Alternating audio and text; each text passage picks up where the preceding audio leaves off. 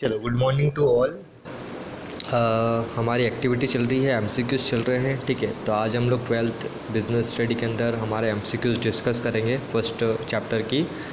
जो अगले first chapter की जो अगली केस स्टडी है हम लोग आगे डिस्कस करने वाले हैं। ठीक है, तो सबसे पहले फर्स्ट केस स्टडी में हमको दिया हुआ है, Radhika is engaged in manufacturing earthen coolers by using environmentally friendly methods of production. Radhika जो है वो मैन्युफैक्चर करती है कूलर्स का, ठीक है, इन्वायरमेंटली फ्रेंडली मेथड्स के द्वारा। विच मैनेजमेंट ऑब्जेक्टिव्स डिस्कस। तो यहाँ पर हम लोग कौन से मैनेजमेंट ऑब्जेक्टिव की बात कर रहे हैं? सोशल ऑब्जेक्टिव की, ऑर्गेनाइजेशनल ऑब्जेक्टिव की, पर्सनल ऑब्जेक्टिव की, या नन ऑफ द अबव। ठीक है, अगर हम लोग बात करें कि इन्वायरमेंटली फ्रेंडली, ठीक है, तो यहाँ पर ना तो ऑर्गेनाइजेशन का कोई ऑब्जेक्टिव है, ना पर्सनल, ठीक है, ना ही नन ऑफ द अबव। हम लोग सोशल ऑब्जेक्टिव की बात करें कि सोसाइटी के प्रति हमारे जो भी ऑब्जेक्टिव होते हैं, ठीक है, उसी में ये फ्रेंडली मेथड्स आ जाएगी, इन्वायरमेंटल फ्रेंडली मेथड आ जाएगी। ठीक है, तो यहाँ पर हमारा ऑप्शन है फर्स्ट वाला, सोशल ऑब्जेक्टिव की हम लोग यहाँ पर बात कर रहे हैं। सेकेंड है, Ankita has started a new business of providing organic vegetables and fruits, although she is not having many competitors but still she is trying to offer goods at minimum price so that she is able to survive in market and make sure people with limited income can also afford her vegetables and fruits. ठीक है, अंकिता ने एक नया business चालू किया है, organic vegetables and fruits. ठीक है, हालांकि उसके कॉम्पिटिटर्स नहीं है मार्केट में, फिर भी वो कोशिश कर रही है कि अच्छे मिनिमम प्राइस में अच्छे वेजिटेबल्स और फ्रूट प्रोवाइड कर सके कस्टमर को, ताकि वो मार्केट में सर्वाइव कर सके। ठीक है, और कहीं ना कहीं कस्टमर को कम इनकम में उनको वो सारी चीज़ें वेजिटेबल्स और फ्रूट्स अफोर्डेबल हो जाए, मतलब कि मिल जाए। तो state 2 objective she is trying to achieve. यहाँ पर हम लोग 2 ऑब्जेक्टिव की बात करें, कौन से वो 2 ऑब्जेक्टिव है जो कि हम लोगों ने यहाँ पर हमारे केस स्टडी में बात करी है? Organisational and personal, organisational and social, social and personal and all of the above. ठीक है, तो ऑर्गेनाइजेशनल और पर्सनल की बात करें तो ऑर्गेनाइजेशनल तो ऑब्जेक्टिव हो गया, लेकिन पर्सनल है, क्योंकि यहाँ पर हम लोग किसी एम्प्लॉय की, किसी वर्कर की बात नहीं करें। पर्सनल में हमारे एम्प्लॉयज़, वर्कर्स, ठीक है, जो भी हमारा स्टाफ है वो सारा आ जाता है, तो हम लोग पर्सनल की बात नहीं कर रहे हैं अपनी। ऑर्गेनाइजेशनल और सोशल, तो हाँ ये हो सकता है, क्योंकि ऑर्गेनाइजेशनल का एक मोटिव हो गया, ठीक है, स्टार्ट करना और मार्केट में सर्वाइव करने के लिए, ठीक है, best product, best vegetable fruits available करवाना, ये हमारा ऑर्गेनाइजेशन का ऑब्जेक्टिव है। और सेकंड सोशल ऑब्जेक्टिव है, क्योंकि लिमिटेड इनकम वाले लोगों को वेजिटेबल्स और फ्रूट्स प्रोवाइड करवाना कम प्राइस में, ताकि उनको भी वो चीज़ अफोर्ड हो सके, वो चीज़ मिल सके। तो ये हमारा ऑप्शन है बी वाला, organisational as well as social. ठीक है, साथ में दोनों ऑब्जेक्टिव हम लोगों को प्रोवाइड हो रहे हैं। ठीक है, तो हमारा सेकंड ऑब्जेक्टिव है, थर्ड और फोर्थ पढ़ने की ज़रूरत ही नहीं हम लोगों को। थर्ड हमारी case study, XYZ power limited setup a factory for manufacturing solar lantern in remote villages as there was no reliable supply of electricity in rural areas. The revenue earned by the company was sufficient day by day, so the company decided to increase production to generate higher sales. For this they decided to employ people from the nearby villages as very few opportunities were available in that area. The company also decided to provide training to their employees for updating their knowledge. ठीक है, पूरी कैसे study दी हुई है। यहाँ पर वो पूछ रहा है कि identify the objectives of management, discuss about the coating lines. ठीक है, यहाँ पर हम लोगों को मैनेजमेंट के जितने भी ऑब्जेक्टिव है बताना है। ठीक है, तो हम लोगों ने हमारे चैप्टर में 3 ऑब्जेक्टिव पढ़े हैं। ठीक है, सबसे पहले ऑर्गेनाइजेशन का ऑब्जेक्टिव, सेकेंड हमारा कौन सा ऑब्जेक्टिव आता है? Economic objective. ठीक है, और थर्ड हमारा ऑब्जेक्टिव है पर्सनल ऑब्जेक्टिव। ठीक है, तो यहाँ पर हम लोगों ने अगर लाइन को अगर हम लोग थोड़ा सा वापस से पढ़ें तो सेकेंड लाइन से ये स्टार्ट करा कि the revenue by the company was sufficient day by day, so the company decided to increase production to generate higher sale. ठीक है, तो ये हमारा कौन सा ऑब्जेक्टिव हो गया? ऑर्गेनाइजेशन का ऑब्जेक्टिव। ऑर्गेनाइजेशन का ऑब्जेक्टिव क्या होता है? रिवेन्यू अर्न करना और अपनी सेल बढ़ाना। ठीक है, सेकेंड अगर हम लोग बात करें तो for they decided to company people from the nearby villages has very few job opportunities. Job opportunities की बात करिए, मतलब यहाँ पर पर्सनल ऑब्जेक्टिव की बात हो गई, मतलब कि हम लोग पर्सनस की बात करें, एम्प्लॉयज़। ठीक है, हम लोगों को जॉब अपॉर्चुनिटी में लोगों को पर्सनस एम्प्लॉय चाहिए, वर्कर चाहिए। ठीक है, स्टाफ बढ़ाना पड़ेगा, तो यहाँ पर हम लोग सेकेंड लाइन में पर्सनल ऑब्जेक्टिव की बात करें, the company also decided to provide training. अब यहाँ पर भी हम लोग पर्सनल की बात करें क्योंकि यहाँ पर ट्रेनिंग की बात हो गई, और ट्रेनिंग एम्प्लॉयज़ को ट्रेनिंग प्रोवाइड करवाना है ना, उनको डेवलपमेंट करना, ये सारी चीज़ें हमारी पर्सनल ऑब्जेक्टिव में आ जाएंगे। ठीक है, तो हमारे 3 ऑब्जेक्टिव हो गए यहाँ पर, ऑर्गेनाइजेशन का और दोनों पर्सनल ऑब्जेक्टिव। ठीक है, नेक्स्ट हम लोग चलते हैं। नेक्स्ट है हमारा on introduction of any changes in the organisation all employees hesitate to accept changes, managers convince the employees and guide them to adopt the changes willingly.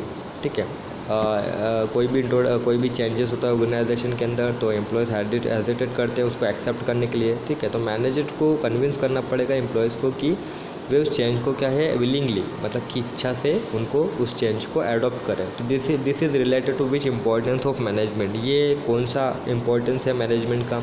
Management help in achieving group goal, management increase efficiency, management creates a dynamic organisation, और management helps in achieving personal objective. ठीक है, तो यहाँ पर हम लोग बात कर रहे हैं डायनेमिक ऑर्गेनाइजेशन की। ठीक है, अगर चेंजेस होता है तो चेंजेस क्यों होता है, क्योंकि हम लोग बात करते हैं कि हमारा जो मैनेजमेंट होता है वो डायनेमिक होता है। डायनेमिक मतलब क्या, जो भी चेंजेस होते हैं उसके हिसाब से मैनेजमेंट को अपने आप को ढालना पड़ता है, अपने आप को चेंज करना पड़ता है। तो यहाँ पर चेंज की बात हो रही है, मतलब हम लोग डायनेमिक ऑर्गेनाइजेशन की बात कर रहे हैं। तो सी वाला ऑप्शन हमारा, management creates a dynamic organisation.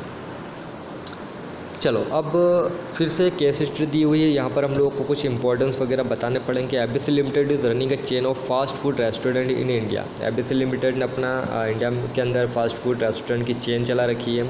The business was flourishing but over last 2 years they observe that the revenue and profit is declining. ठीक है, कुछ 2 सालों से वो ऑब्ज़र्व करें कि हमारी जो रेवेन्यू है, जो प्रॉफिट है वो डिक्लाइन हो रहा है, कम हो रहा है। The management observe that with the entry of new fast food chains from across the world, the people are shifting to this restaurant, so that management plan to add new variety of food items in their menu. For that they send their efficient employees abroad for training in important machines to maintain the quality of foods. ठीक है, observe किया उन्होंने, management ने observe किया है कि नए नए जो फूड चेन आ रहे हैं, एंट्री हो रही है उससे अक्रॉस वर्ल्ड के अंदर पूरे, तो जो शिफ्टिंग हो रही है ना, जो मतलब कि जो नए नए रेस्टोरेंट खुल रहे हैं, नए नए फूड चेन आ रही है, तो मैनेजमेंट प्लान कर रहा है कि उसके लिए कि हम लोग एक नई वैरायटी का फूड जो है अपने मेन्यू के अंदर हम लोग एक नई वैरायटी का फूड लॉन्च करते हैं। For that they send their efficient employ. ठीक है, इसके लिए उन्होंने अपने एफिशिएंट जो काबिल जो एम्प्लॉय है उनको ट्रेनिंग के लिए अब्रॉड भेजा है, ताकि वो इस चीज़ को समझ सके, कि क्वालिटी को समझ सके और हमारे यहाँ वो क्वालिटी ला सके। The company make sure only fresh food is serve to their customers, so at night they distribute left over food in near slum areas. ठीक है, कंपनी इस चीज़ के लिए श्योर हो रही है कि हम लोगों को फ्रेश फूड ही सर्व करना है। ठीक है, बासी खाना नहीं सर्व करना है। अगर हम लोगों को मार्केट में टिका रहना है तो वो जो भी जितना भी फूड वगैरह बचता है वो नाइट में, मतलब कि रात में वो क्या करती है, स्लम एरियाज़ में जाकर गरीबी ठीक है, गरीब लोग जो होते हैं उनको वो क्या करती है, डिस्ट्रीब्यूट करती है बचा हुआ खाना। जो increase profit margin, the supervisors take special care that there is a minimum wastage and maximum utilisation of resources. ठीक है, ज़्यादा से ज़्यादा प्रॉफिट हो सके, प्रॉफिट मार्जिन ज़्यादा से ज़्यादा हो, इसके लिए सुपरवाइजर्स इसके लिए खास ध्यान रखता है कि कम से कम वेस्टेज हो और ज़्यादा से ज़्यादा हमारे रिसोर्सेज का यूटिलाइजेशन हो। ठीक है, पूरी केस स्टडी पढ़ने के बाद वो पूछता है कि identify the 3 points of importance from the above para by quoting lines. ठीक है, यहाँ पर भी हम लोगों को वही चीज़ देखनी है कि यहाँ पर किन लाइनों में हम लोगों को कौन सा इंपॉर्टेंस मिलेगा, कौन सा हम लोगों को ऑब्जेक्टिव मिल जाएगा। ठीक है, तो सबसे पहले अगर हम लोग बात करें सेकेंड लाइन से, तो नहीं सेकेंड नहीं थर्ड लाइन से, the management observe that with the entry of a new fast food chain from across the world the people are shifting to this restaurant, so the management plan to add new variety of food items in their menu. ठीक है, यहाँ पर हम लोग new variety की बात करें, मतलब हम लोग बात करें यहाँ पर नई चेन की। ठीक है, तो नई चेन हम लोग यहाँ पर किस चीज़ की बात करें, हम लोग डायनेमिक की बात करें ना। ठीक है, मतलब कि नए है ना, नई चेन आ जाएगी, नए फूड आइटम्स आएंगे। ठीक है, तो अक्रॉस द वर्ल्ड जो फूड चेन है वो बढ़ेगी। ठीक है, रेस्टोरेंट बढ़ेंगे। उसके बाद हम लोग अगर बात करें so that for that they sent their efficient employees abroad for training in important machines to maintain the quality of food। ठीक है, ट्रेनिंग की बात हो रही है। फिर हमारा पर्सनल ऑब्जेक्टिव आ जाता है, ट्रेनिंग हो, डेवलपमेंट हो एम्प्लॉयज़ का, ताकि वो अच्छे से काम कर सके, अच्छे से चीज़ों को समझ सकें। तो हम लोग यहाँ पर क्या बात कर रहे हैं, हम लोग यहाँ पर पर्सनल ऑब्जेक्टिव की बात करें, पर्सनल ऑब्जेक्टिव हमारा यहाँ पर पूरा हो जाता है। ठीक है, उसके बाद में लास्ट में बोले to increase profit margin the supervisors take special care that there is a minimum wastage and maximum utilisation of resources. ठीक है, कम ज़्यादा से ज़्यादा प्रॉफिट के लिए सुपरवाइज़र इस चीज़ के लिए स्पेशल ध्यान रखता है कि मिनिमम वेस्टेज और मैक्सिमम यूटिलाइजेशन ऑफ रिसोर्सेज का। तो यहाँ पर हम लोग इकोनॉमिक ऑब्जेक्टिव की बात करें कि इकोनॉमिक ऑब्जेक्टिव हमारे यहाँ पर पूरा होता है। ठीक है, तो इस तरीके से हम लोगों को एमसीक्यूज़ आएंगे। हम लोगों को पूरी केस स्टडी पढ़ने के बाद हम लोगों को पता होना चाहिए कि वो किस चीज़ से रिलेटेड बात कर रहा है, कौन से ऑब्जेक्ट की बात कर रहा है। ठीक है, आगे हम लोग एक और केस स्टडी को थोड़ा सा डिस्कस करते हैं।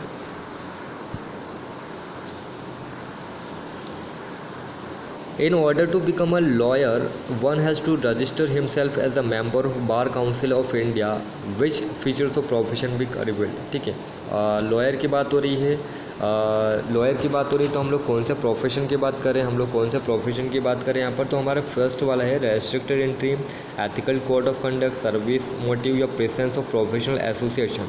यहाँ पर हम लोग मेंबर ऑफ बार काउंसलिंग की बात करें, मतलब एसोसिएशन की बात करें। ठीक है, एसोसिएशन में किसी भी लॉयर का अपने आप को रजिस्टर करवाना मेंबर के रूप में। ठीक है, उसको हम लोग बोलते हैं बार एसोसिएशन। ठीक है, बार काउंसलिंग एसोसिएशन ऑफ इंडिया, जो भी हमारा जो एसोसिएशन है जिसके अंदर लॉयर जो है रजिस्टर्ड करवाता है अपने आप को, उसके बाद अपनी सर्विसेज जो है वो प्रोवाइड करता है, सर्विसेज वगैरह देता है। ठीक है, तो उसको हम लोग, हमारा जो लास्ट ऑप्शन है डी वाला, प्रेजेंस ऑफ प्रोफेशनल एसोसिएशन। ठीक है, तो हम लोग यहाँ पर डी वाले ऑप्शन की बात करें।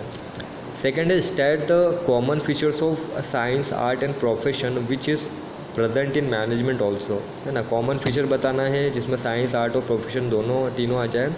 तो systematic body of knowledge based on practice and creativity, use of ethical codes या फिर यूनिवर्सल वैलिडिटी।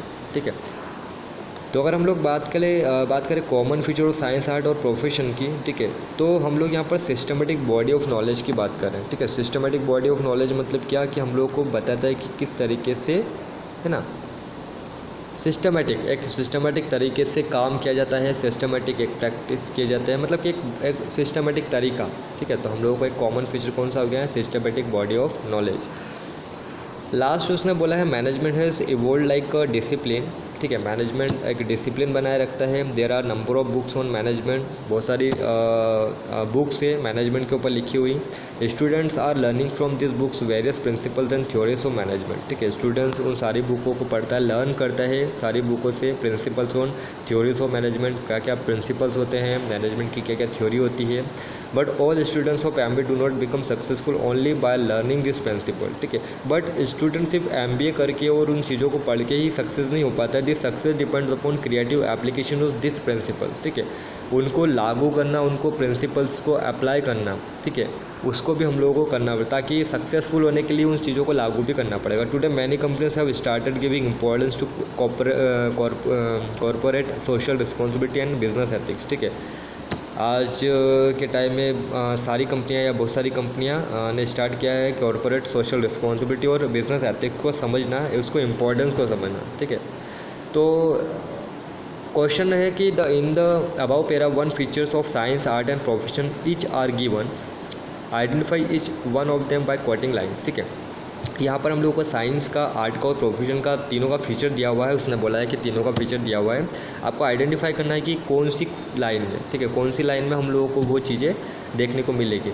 तो सबसे पहले अगर हम लोग साइंस की बात करें तो साइंस बताता है कि सिस्टमेटिक एक बॉडी ऑफ नॉलेज होना चाहिए, सिस्टमेटिक तरीका होना चाहिए। ठीक है, तो यहाँ पर हम लोग को सेकेंड लाइन में दिया हुआ है students are learning from this books various principle and theories of management. ठीक है, बहुत सारे प्रिंसिपल और थ्योरीज हम लोगों को दिया हुआ है, तो स्टूडेंट को उनको लर्न करना चाहिए, पढ़ना चाहिए, ताकि वो चीज़ों को समझ सके। तो ये हमारा साइंस हो गया। आर्ट की बात करें तो आर्ट बोलता है कि अप्लाई करना उन चीज़ों को, ठीक है। तो हमारी जो फोर्थ लाइन है, the success depend upon creative application of this principle, ठीक है। उनको अप्लाई करना भी ज़रूरी है। तो आर्ट बताता है कि किस तरीके से अप्लाई किया जाए, है ना, एप्लीकेशन उसको किस तरीके से क्रिएट किया जाए, किस तरीके से अप्लाई किया जाए उन चीज़ों को, उन प्रिंसिपल्स को। तो ये हमारा आर्ट हो गया। और प्रोफेशन, ठीक है, लास्ट लाइन बोल रहा है, second last line, today many companies have started giving importance to corporate responsibility and business ethics, ठीक है। प्रोफेशनली आपको अगर काम करना है तो आपको चीज़ों को समझना पड़ेगा कि क्या कॉर्पोरेट सोशल रिस्पॉन्सिबिलिटी है, क्या बिजनेस एथिक्स की, किस तरीके से हम लोगों को इन सारी चीज़ों को लेके चलना पड़ेगा, ठीक है। तो इन सभी चीज़ों को हम लोगों को ध्यान में रख के काम करना पड़ेगा। तो ये हमारा प्रोफेशनल तरीका हो गया, हम लोगों को इसको प्रोफेशन के अंदर लेंगे, ठीक है। तो आज इतना ही। आगे फिर हम लोग और नई केस स्टडी पढ़ेंगे, डिस्कस करेंगे, ठीक है। आप लोगों को अच्छे से केस स्टडी पढ़नी है, समझनी है, क्योंकि इन्हीं पर एमसीक्यूज़ बनने वाले हैं, ठीक है। तो ठीक है, इसको समझना, फाइल में उतारना अपना जैसा भी, ठीक है, फाइल में उतारना या बुक में ऑलरेडी दिया हुआ है, तो समझ लेना एक बार। नहीं समझ में आता है फिर हम लोग एक बार और वापस से इसको डिस्कस करेंगे।